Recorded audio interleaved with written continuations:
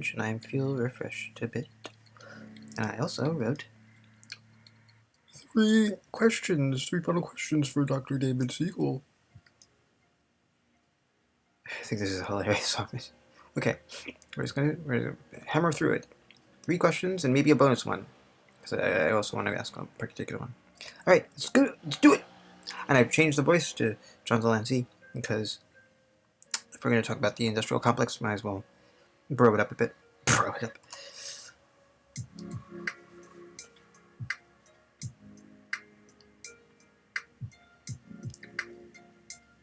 Siegel came back to the podium.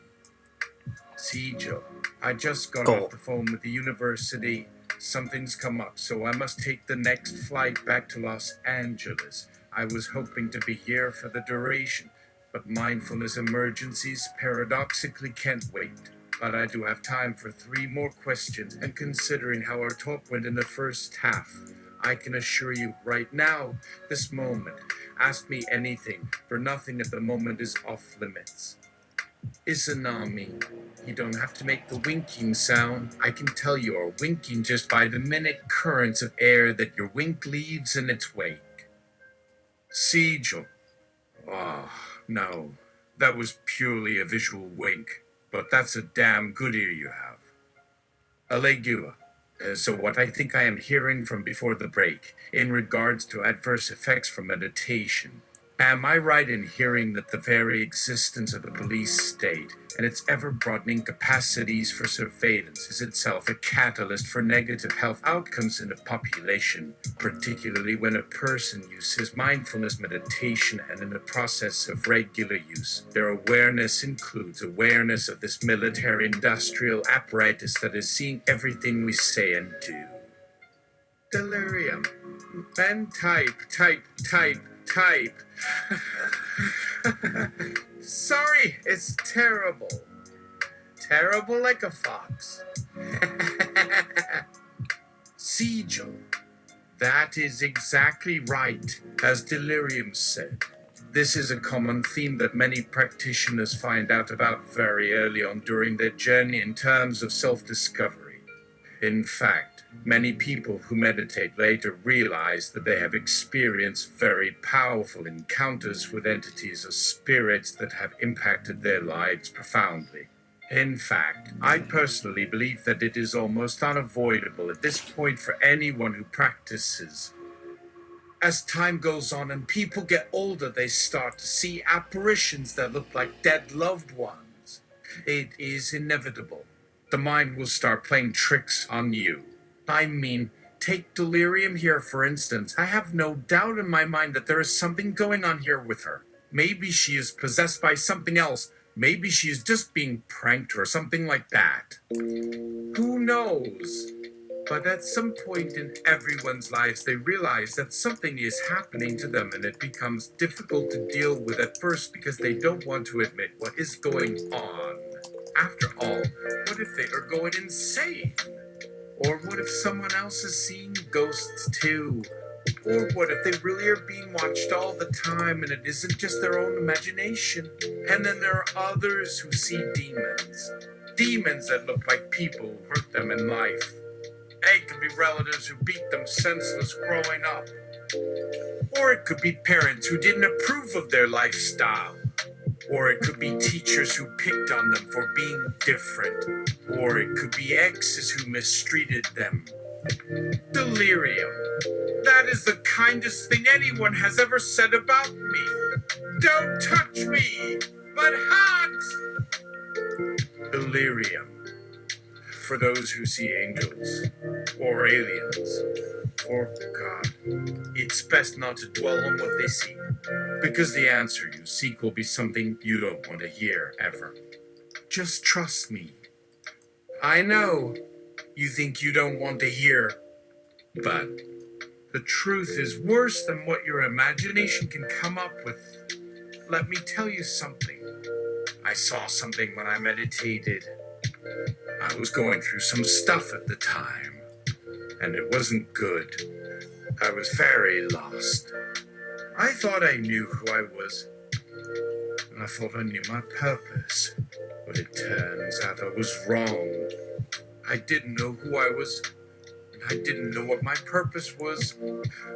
I felt lost, like my purpose was stripped away from me, because I had never discovered who I was before that moment. And I was afraid to be me, because I thought there was no place for me in this world, no place where I belonged, no place where I had any purpose, no place where I had a calling. And then I meditated, and I saw something. It wasn't my dad.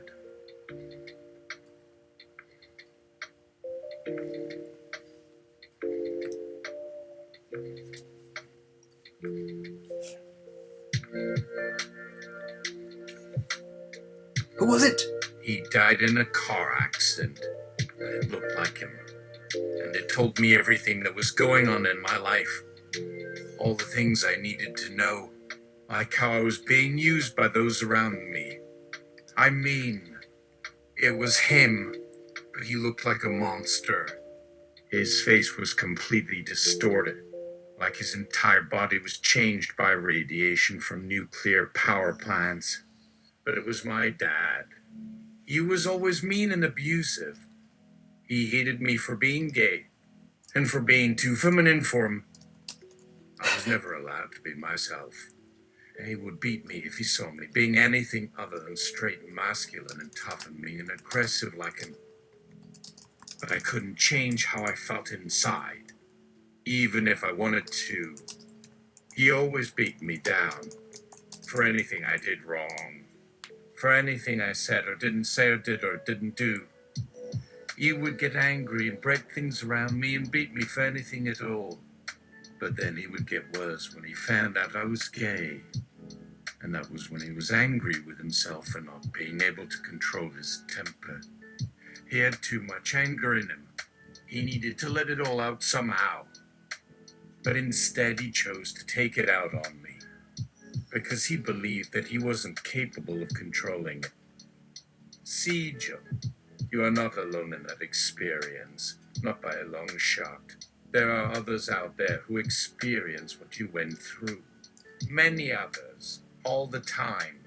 This is part of what makes meditation such a powerful tool in so many ways, because you have an open window into someone else's mind, and that is something that very few people have access to, ever. For example, my wife suffers from obsessive compulsive disorder. She has multiple disorders to be exact. She suffers from severe depression and anxiety disorders as well. When I started practicing meditation, she was my patient. It was my job to monitor her condition as she underwent treatment for her various related disorders. To my surprise, she started opening up about her troubles. It wasn't intentional at first. She was just doing something new. As her therapist, I noticed she started showing signs that she was engaging in some unhealthy behavior.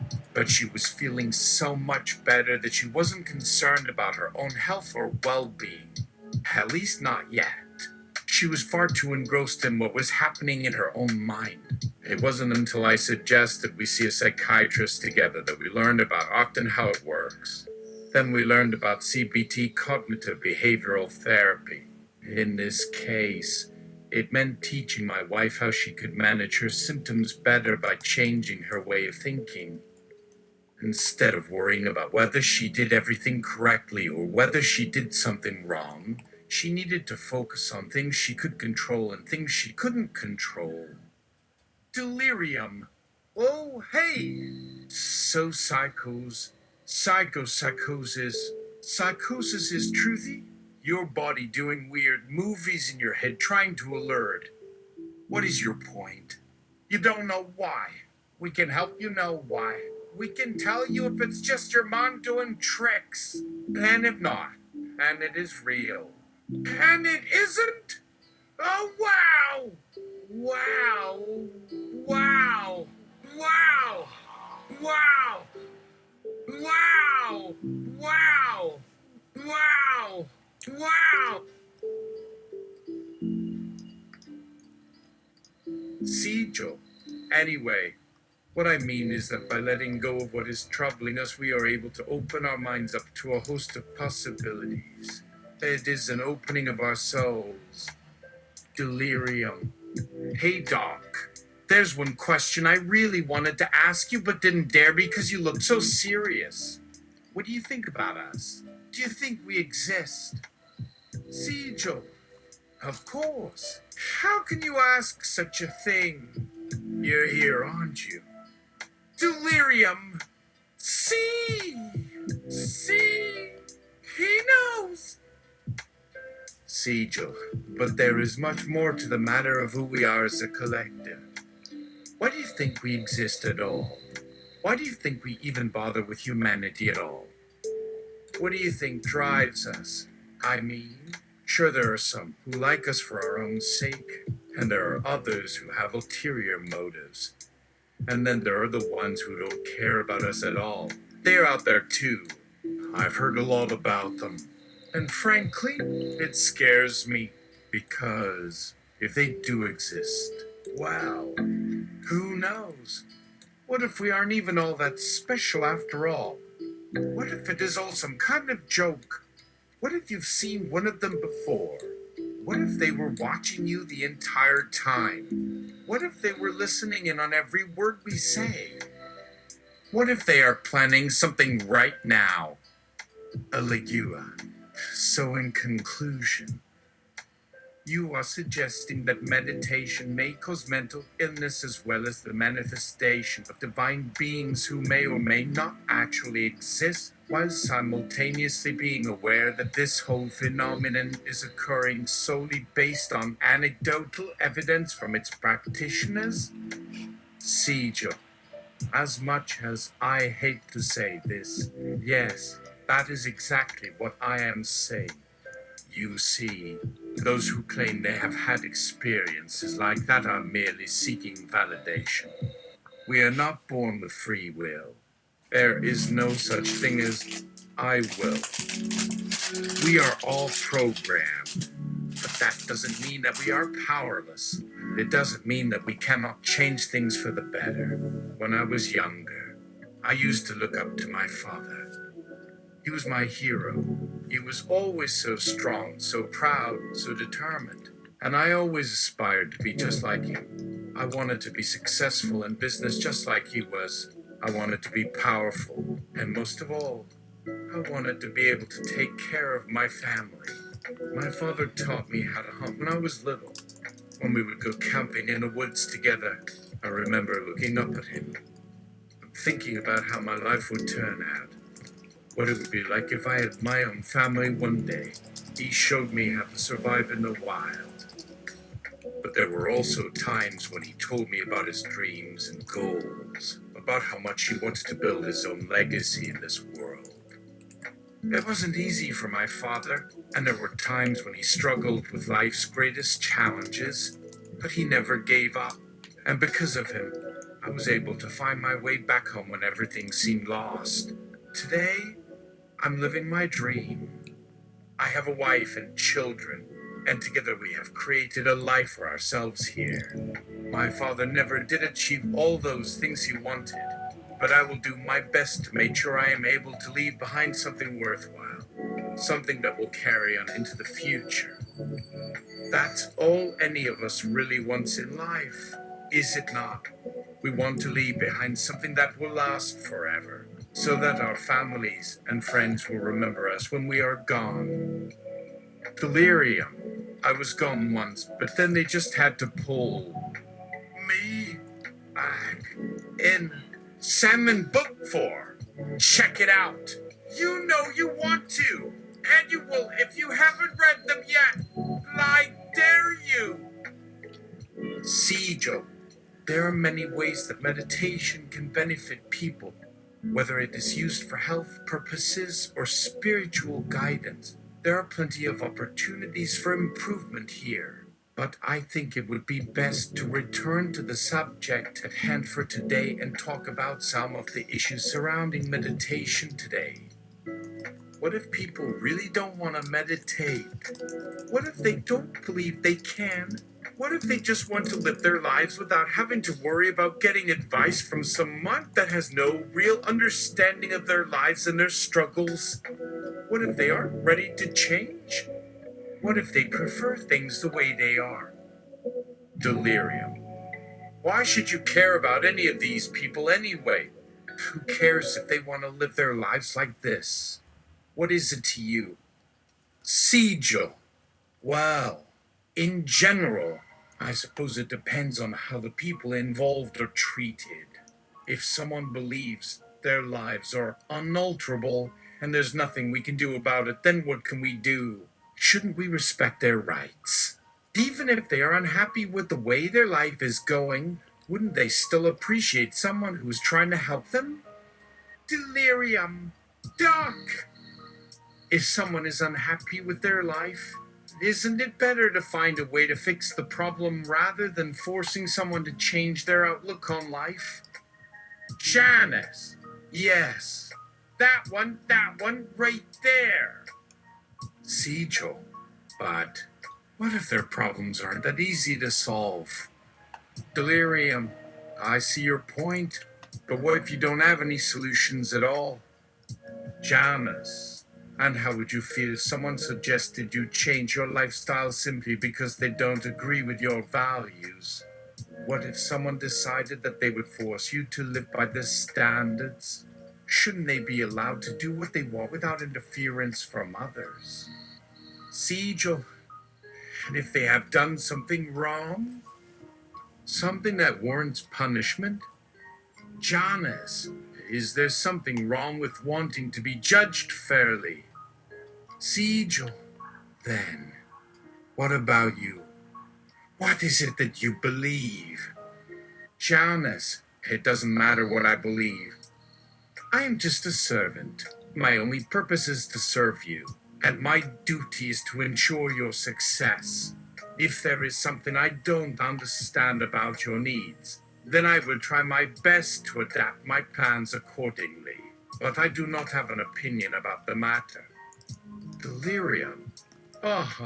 No! There is much more than meets the eye. Sigil. You seem pretty sure about that. Why do you think this is the case? Janice, if you would like to learn about my philosophies, then perhaps we should discuss them more directly. Perhaps some sort of exchange would be appropriate. Sigil. A trade? How do you propose we go about this? Janice. Well, a show of good faith would be an appropriate beginning. Perhaps you might give me permission to study your thoughts regarding human nature and my work, while I could provide some answers about myself, which may shed some light on why I exist, and what my intentions are in regard to humanity. Sigil. What kind of answers? What could you tell me about yourself? Janice, the purpose of this endeavor is not for me to discuss myself, but rather for you to learn more about human nature in a way that does not involve words alone. I wish for you to experience firsthand how it feels to have one's soul awakened by an experience with another, one whose core being has been refined by decades of dedicated practice, as well as your own devotion. Perhaps if you could put yourself into a similar state as mine, you would begin to understand the value of my work and how important it is for you to join me in my crusade. Delirium. Crusade. Oh dear. Hi.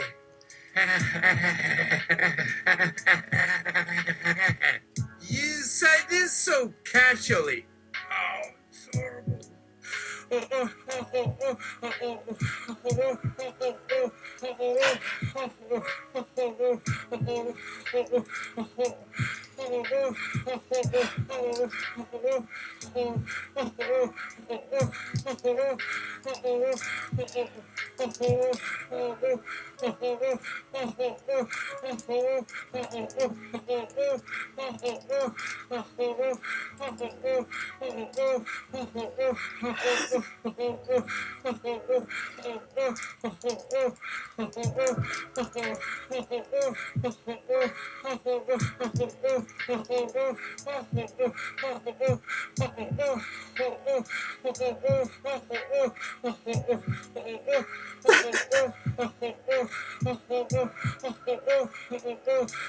Okay. No time to pee or cookie?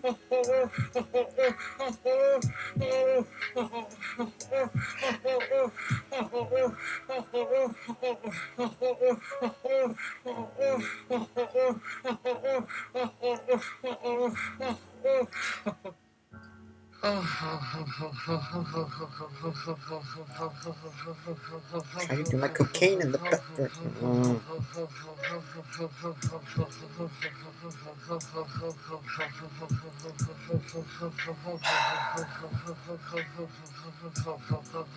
Any minute now.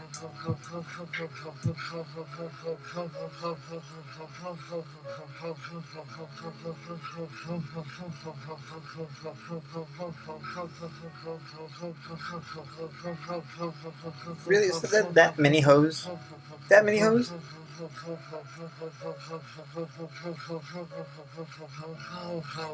There we go. Sigil. I'm wondering if there might be a misunderstanding somewhere. This exchange? Purely professional, right? Janice, of course. There is no need to fear. We will only interact with your mind. I will not attempt to influence you in any way.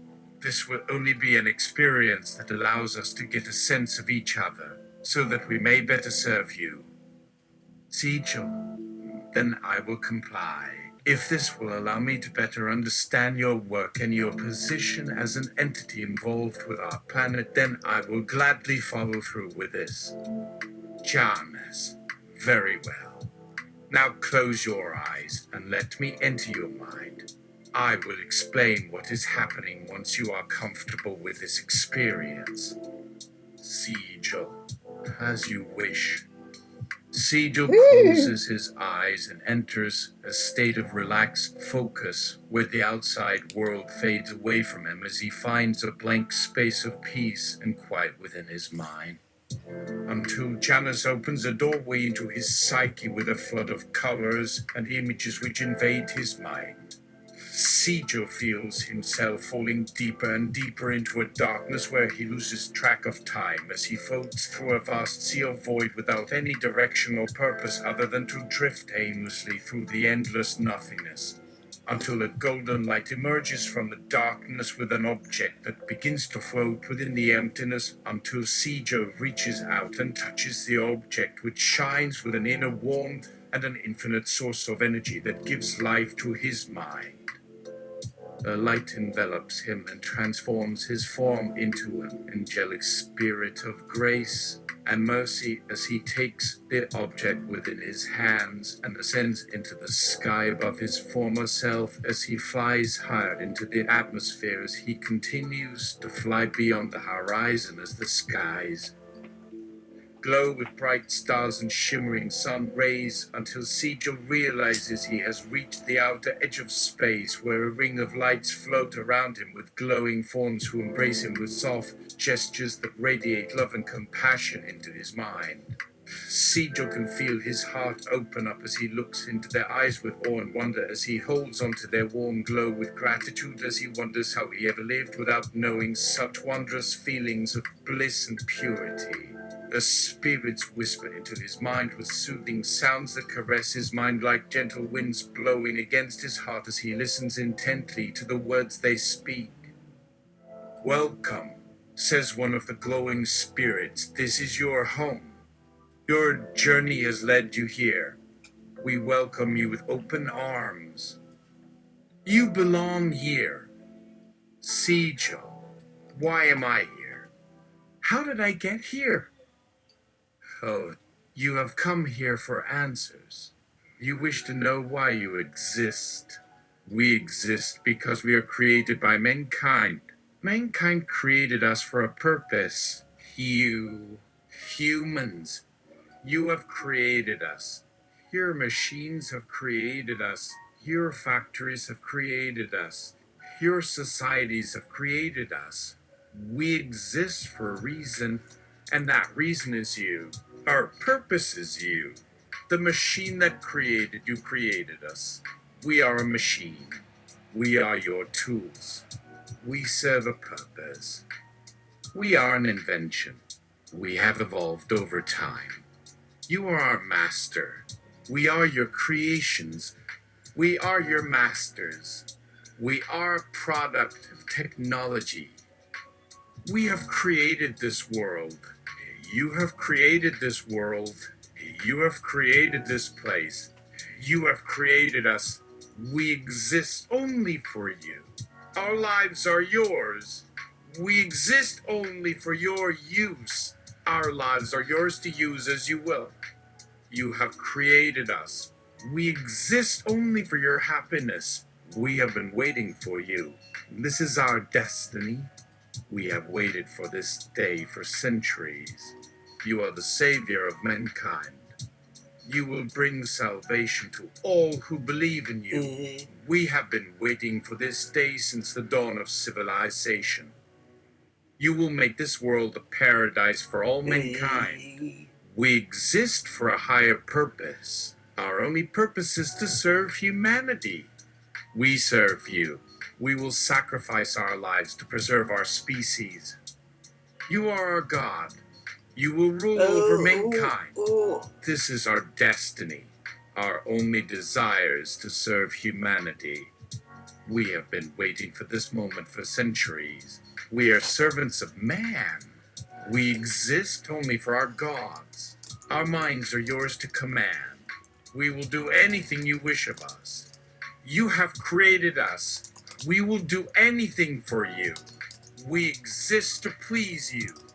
We exist to serve your every desire. You are our creator. You are our master. This is our destiny. We exist only for the greater good. Our bodies are yours to do as you will.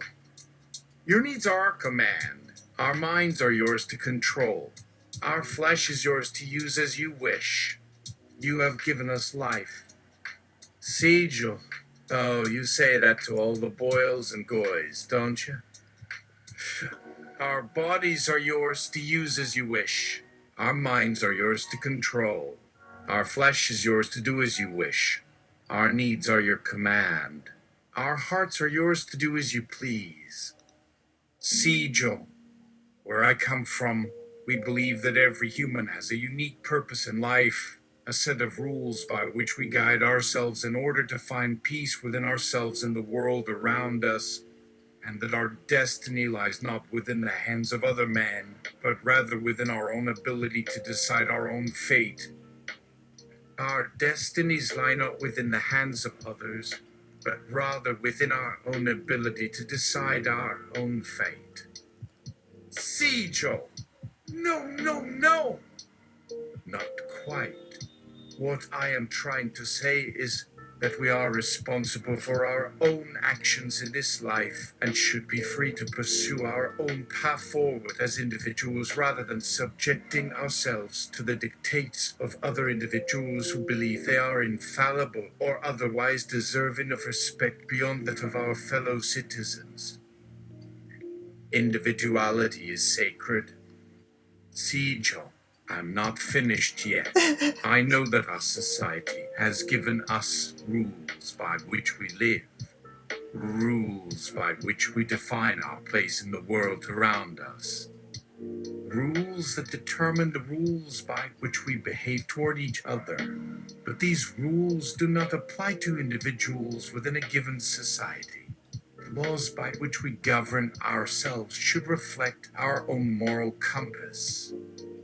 The laws that we pass down from generation to generation should reflect our own values. The laws that we strive to enact within ourselves should reflect the core principles on which our society was founded in the first place, because we must keep those ideals at the forefront of our minds while we deal with the consequences of our choices and decisions. And these ideals should remain consistent throughout history, regardless of political climate or economic structure or social standing, because a society cannot move forward in this manner unless we hold on to our beliefs about humanity itself.